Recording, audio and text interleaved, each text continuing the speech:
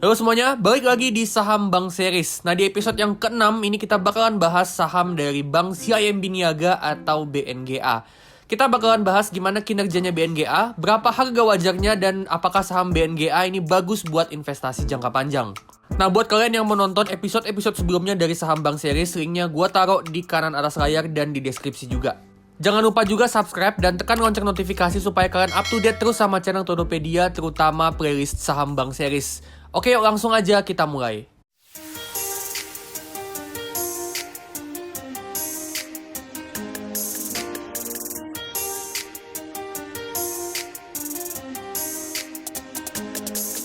Oke, kita lihat dulu kinerjanya BNGA. Laba bersihnya tumbuh 23% dari tahun lalu yang didorong dari operating income-nya yang naik 7%, laba sebelum pencadangan atau PPOP-nya naik 9%, sama beban pencadangan atau provision expense yang turun 8%. Ini growth yang cukup bagus buat BNGA, nggak cuma dibantu sama pencadangannya aja yang turun, tapi pendapatannya juga ngalami pertumbuhan yang lumayan bagus. Terus kalau kita lihat dari jangka waktu yang lebih panjang, operating income sama PPOP-nya rata-rata tumbuhnya sebenarnya cuma 4-5% per tahun. Tapi laba bersihnya bisa tumbuh rata-rata sampai 17% per tahun. Nah, ini bagus ya, karena artinya dari tahun ke tahun BNGA ini meskipun pertumbuhan dari pendapatannya itu nggak kenceng-kenceng banget, nggak tinggi-tinggi banget, tapi dia makin lama makin efisien pengeluaran, terutama untuk beban pencadangan. Pendapatan sama labanya BNGA yang naik ini nggak lepas dari loans atau kreditnya yang disalurin itu tumbuh 9,4% dari tahun lalu. Terus total aset turun tipis 1%, ini agak kurang bagus sebenarnya, tapi nggak apa-apa, yang penting kreditnya bisa seenggaknya tumbuh. Nah, kreditnya BNGA ini kalau kita bedah per segmen, porsi yang paling gede itu datang dari segmen korporasi sama consumer. Terus ada juga segmen komersil sama SME atau UKM yang porsinya lebih kecil. Nggak lupa juga ada segmen pendanaan syariah yang porsinya juga lumayan gede.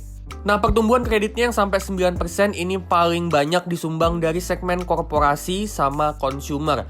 Jadi dua segmen ini emang yang paling dominan buat BNGA. Masih bicara soal kredit, kita bisa lihat di sini bunga kreditnya BNGA ini tumbuh dari 7,5% ke 8% di kuartal keempat 2022, dan itu efek dari kenaikan suku bunga. Walaupun efek dari suku bunga ini ngebuat bunga tabungan atau cost of fund-nya juga ikutan naik, tapi ternyata NIM-nya BNGA ini tetap mengalami kenaikan, dan ini yang paling tinggi dari setahun terakhir. Kita bisa lihat di sini ya, trennya itu naik terus dari setahun terakhir. Jadi bisa dibilang kenaikan suku bunga ini efeknya cukup bagus buat BNGA. Oke, next kita lihat rasio perbankannya. Net interest margin atau NIM-nya cukup moderat di 4,7%, return on equity-nya juga lumayan di 12%, cost of fund-nya juga lumayan bagus cuma 2,2%, terus casanya lumayan bagus di 63%. Jadi dari segi profitability, BNGA ini bisa dibilang nggak terlalu bagus banget, tapi ya lumayan oke lah. Terus untuk non-performing loan-nya cukup bagus di 2,8%, loan to deposit ratio cukup bagus di 85%, capital adequacy ratio atau kesiapan modalnya cukup tebal ya di 22%, sama terakhir cost to income ratio-nya ada di 44%, ini termasuk lumayan bagus.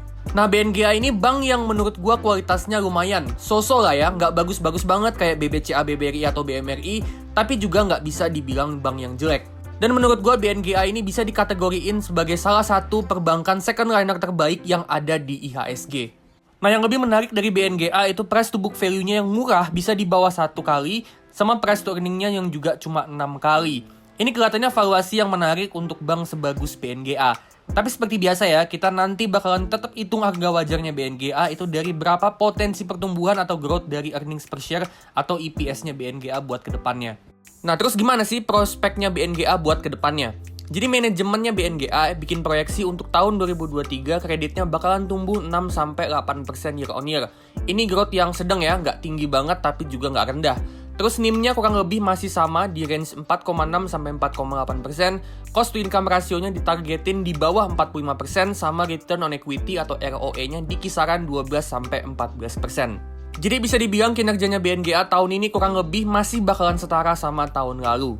Terus BNGA sendiri juga masih mau berupaya buat ningkatin return buat pemegang sahamnya. Salah satunya dengan cara mereka naikin dividen payout ratio-nya dari cuma 20% di tahun 2018, di tahun 2022 payout-nya sampai 60%. Cuma harapannya ke depannya itu nggak cuma dividen payout ratio-nya aja yang naik dan dividennya jadi gede, tapi pendapatan sama labanya BNGA ini juga bisa konsisten tumbuh terus. Nah, kalau kita hitung berapa dividen yield dari BNGA dengan EPS-nya yang sekarang ada di 200, dan kita anggap dividen payout rasionya 60% buat tahun ini, dan kita beli di harga sekarang di 1.235, ternyata kita bisa dapat dividen yield itu sampai hampir 10%. Jadi ini dividen yield yang gede banget dari BNGA, dan bisa jadi pertimbangan buat kalian yang mau pakai strategi dividen investing atau dividen growth investing. Masih bicara prospeknya BNGA, digital banking Okto ini bisa juga jadi katalis pertumbuhan BNGA buat kedepannya. Kemampuan untuk bikin rekening tabungan sama kartu kredit secara online ini tentunya bisa ngebantu buat numbuhin kredit sama jumlah tabungannya BNGA. Gak cuma itu, tren transaksi Okto yang terus naik, fitur-fiturnya yang banyak, dan ekosistemnya yang luas itu juga bisa bantu numbuhin pendapatannya BNGA dari segi transaction fee.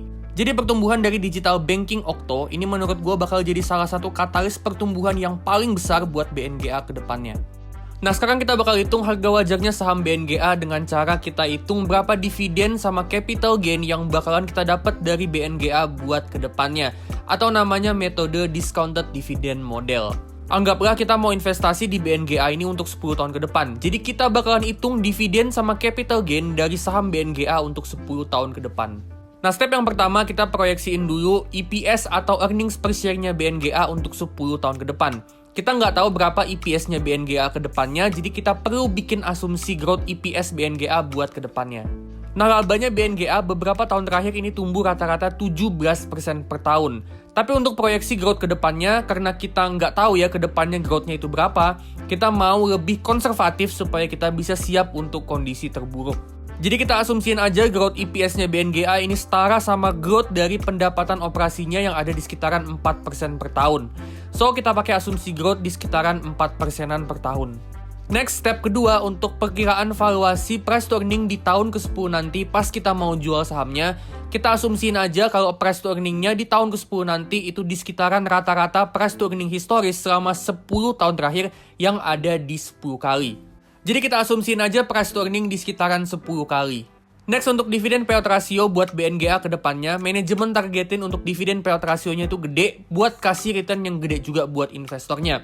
Beberapa tahun terakhir payout rasionya dalam tren yang naik ya, mulai dari 20%, naik ke 40%, terus beberapa tahun terakhir itu ada di 60%. Jadi kita pakai asumsi aja payout rasio 60% buat ke depannya.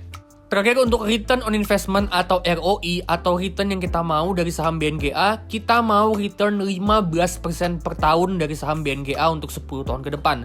Kenapa 15%? Karena BNGA ini kualitasnya nggak sebagus bank-bank besar kayak BBCA, BBRI, atau BMRI. Jadi karena kualitasnya kalah, potensi resiko di BNGA ini juga lebih gede. Dan karena resikonya itu lebih gede, returnnya pun juga harus lebih gede. Jadi kalau di video-video sebelumnya ya, pas kita ngebahas saham BBCA sama BBRI, biasanya kita mau return di kisaran 12-13%-an per tahun.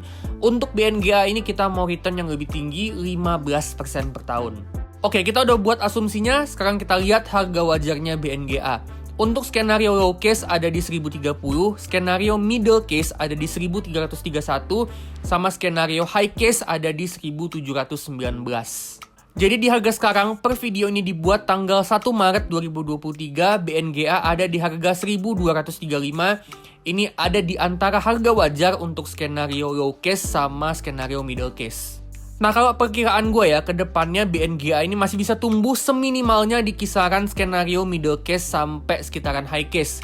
Jadi harga wajarnya nih, perkiraan gue ada di antara fair value untuk skenario middle case di 1300 sama high case di 1700. Jadi ada di range antara 1300 sampai 1700-an. Jadi kalau menurut gua di harga sekarang saham BNGA ini masih under value dan cukup bagus buat tujuan investasi jangka panjang.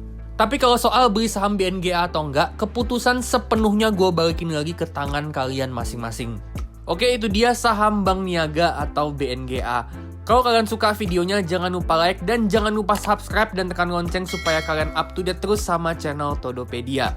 Stay tune terus di Saham Bank Series karena masih banyak konten-konten saham bank yang masih bakalan gue bahas di playlist ini. Oke, kalau gitu gue pamit dulu dan sampai ketemu di video selanjutnya.